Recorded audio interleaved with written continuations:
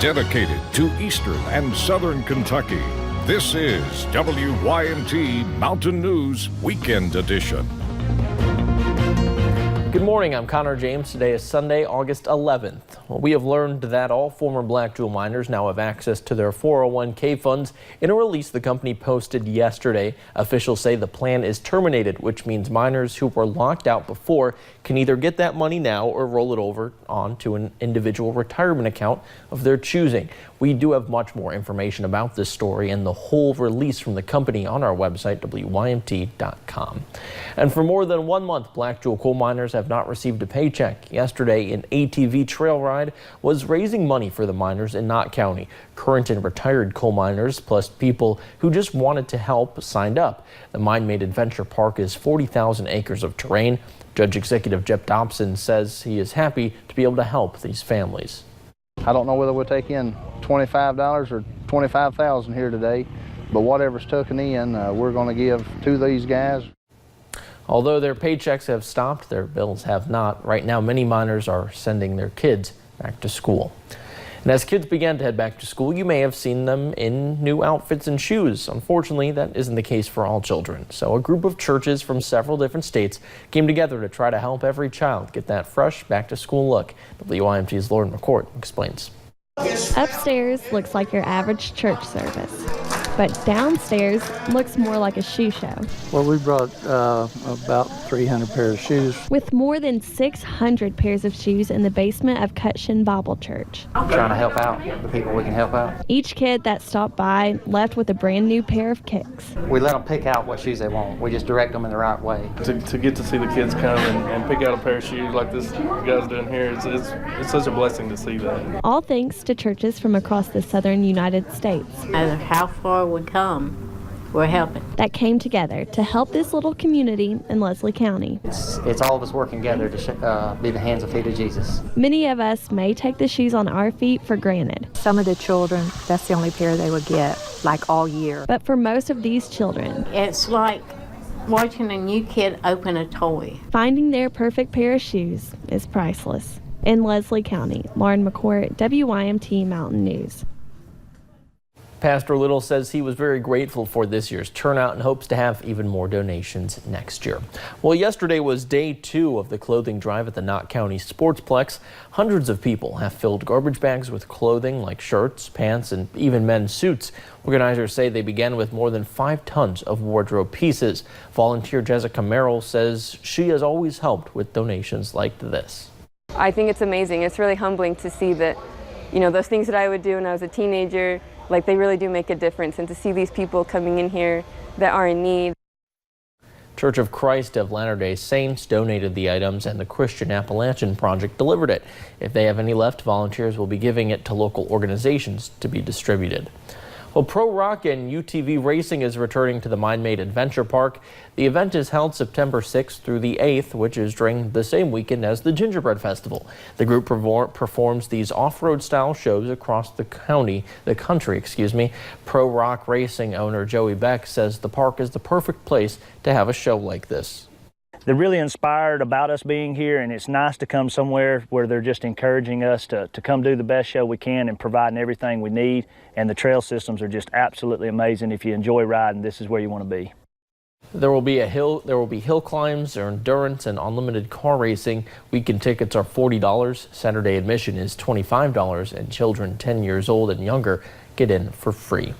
Now let's check in with meteorologist Kelly McShane for a look at your forecast this morning, and a beautiful morning it is. It is a beautiful morning. Those temperatures pretty comfortable as we start off our Sunday. We're seeing those temperatures right now into the low 60s, mid 60s for some of us. Harlan still in those lower 60s, Middlesboro at 63 as well. Somerset, you are at 64 degrees this morning, and here in Hazard we are looking at 65 degrees. So overall a little bit cooler than yesterday, but still pretty comfortable out there. Satellite and radar not showing too much to talk about. We have plenty of clear skies here in the mountains, and that will continue into this afternoon, and I'll have that extended forecast here in just a little bit, Connor.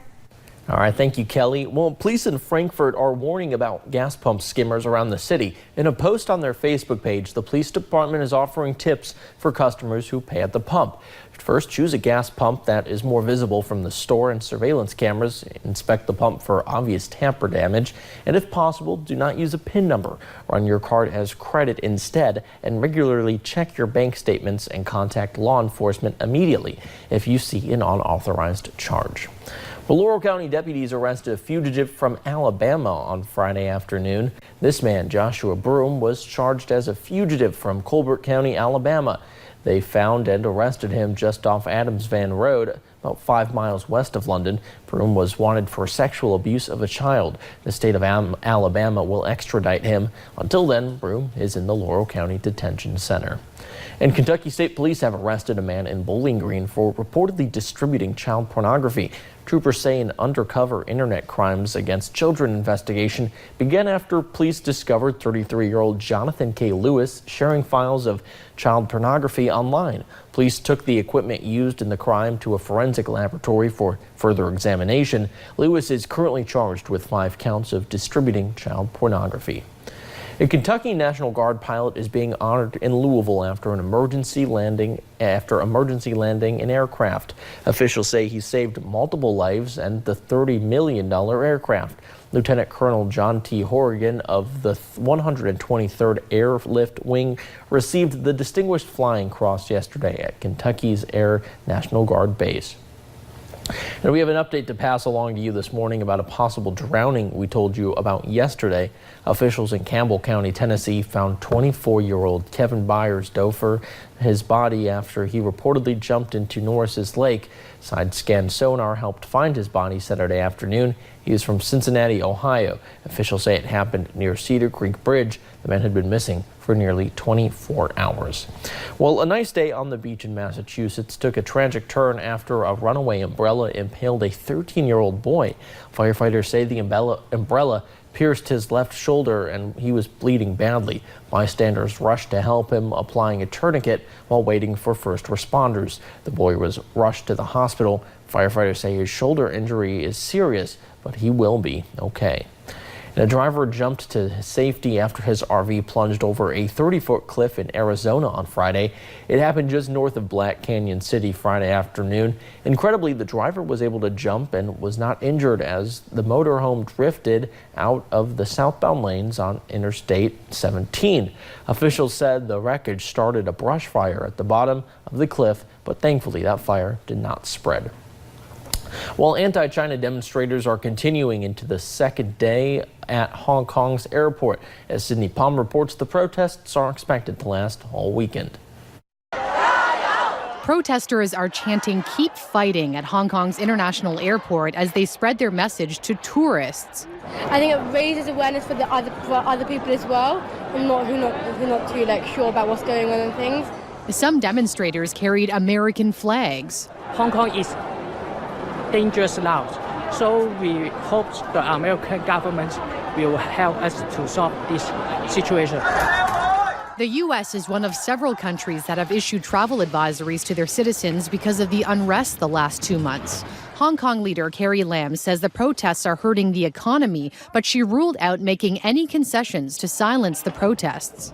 And at this moment, what is right for Hong Kong is to stop the violence and to say no to the chaotic situation that Hong Kong has experienced in the last few weeks, so that we can move on.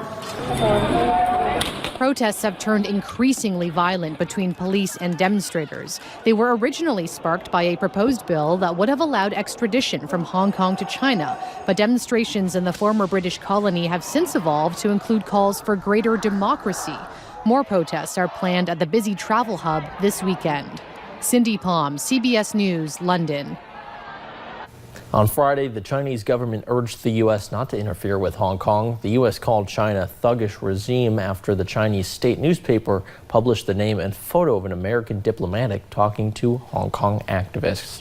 And North Korea appears to have conducted a 5th round of missile tests in just over 2 weeks. South Korea's military said Saturday that their neighbor to the north had launched 2 more unidentified projectiles in the early morning hours of Saturday.